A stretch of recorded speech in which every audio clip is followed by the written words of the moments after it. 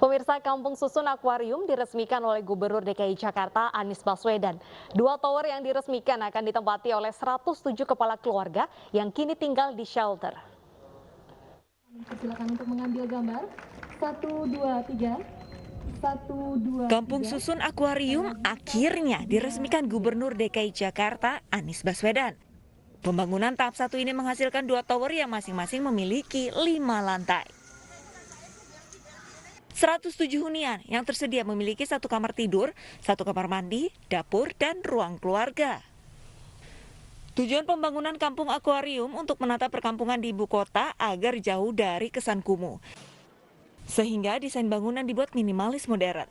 Kampung Susun Akuarium akan diisi oleh warga yang tinggal di shelter.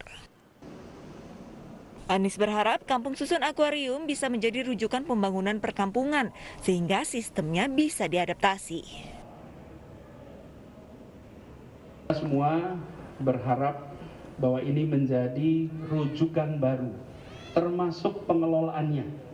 Adanya koperasi, yang koperasinya akan mengelola seluruh fasilitas di sini. Dan mereka yang tinggal di sini harus menjadi anggota koperasinya. Mereka terlibat langsung. Pembangunan Kampung Susun akan terus dilanjutkan. 3 tower lainnya diharapkan selesai pada tahun 2022. Dari Jakarta, Nata Arman, Eko Miyadi, Ilham Zakarsi, Anies melaporkan.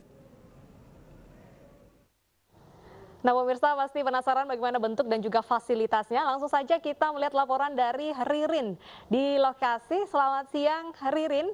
Bisa diceritakan bagaimana fasilitas dari Rumah Susun Kampung Akuarium? Ya, setelah diresmikan oleh Gubernur DKI Jakarta Anies Baswedan kemarin, saat ini salah satu unit di Kampung Akuarium ini sudah siap untuk dihuni oleh warga. Saya akan menunjukkan kepada Anda, Benadeta dan juga pemirsa, salah satu unit yang berada di Rusun Kampung Akuarium ini. Unit ini merupakan unit tipe 36, terdiri dari 1 dapur, kamar mandi, kemudian ada balkon yang dapat digunakan untuk menjemur pakaian, dan juga 1 kamar tidur dan juga ruang keluarga. Dan saat ini saya sudah bersama dengan Pak RT, yakni adalah Pak Topas dari Rusun Kampung Akuarium. Selamat siang, Pak. Ya, selamat siang. Pak Topas, dapat dijelaskan, ini ada 107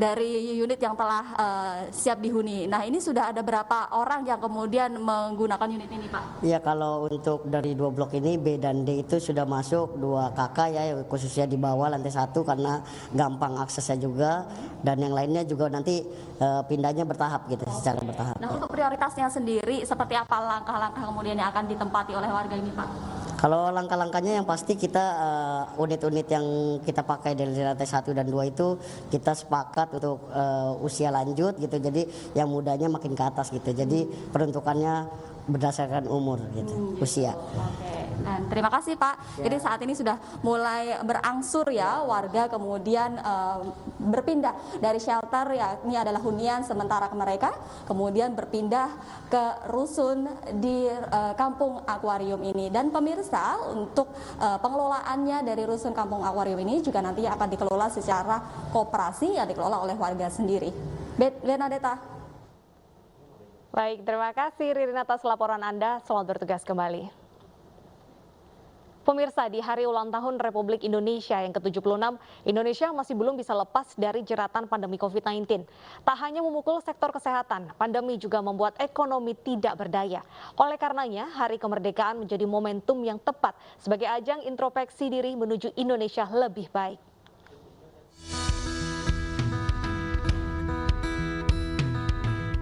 Hari ulang tahun Republik Indonesia ke-76 harus menjadi ajang kebangkitan bagi seluruh masyarakat Indonesia agar bisa terbebas dari pandemi COVID-19.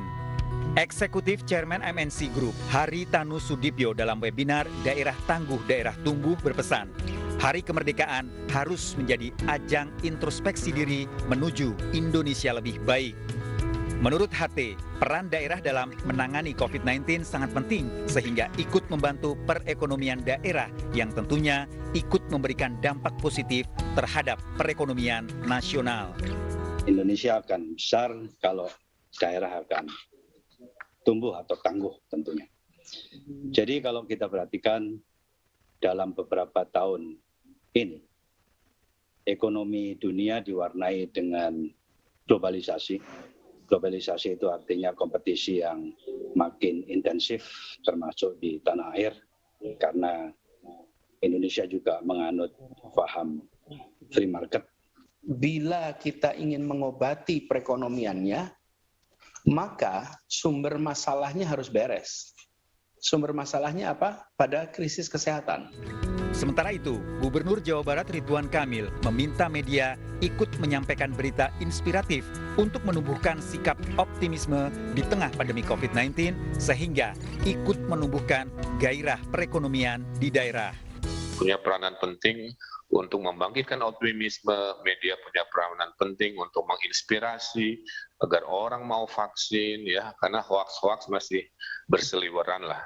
Ekonomi Provinsi Sulawesi Utara di triwulan 2 kita ini kita positif 8,49, hampir sama rata-rata semua kita naik, tapi di triwulan 1 juga kita sudah positif 1,87.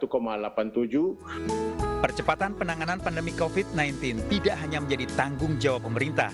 Seluruh masyarakat Indonesia ikut bertanggung jawab agar Indonesia segera pulih dari pandemi. Tim Liputan iNews melaporkan.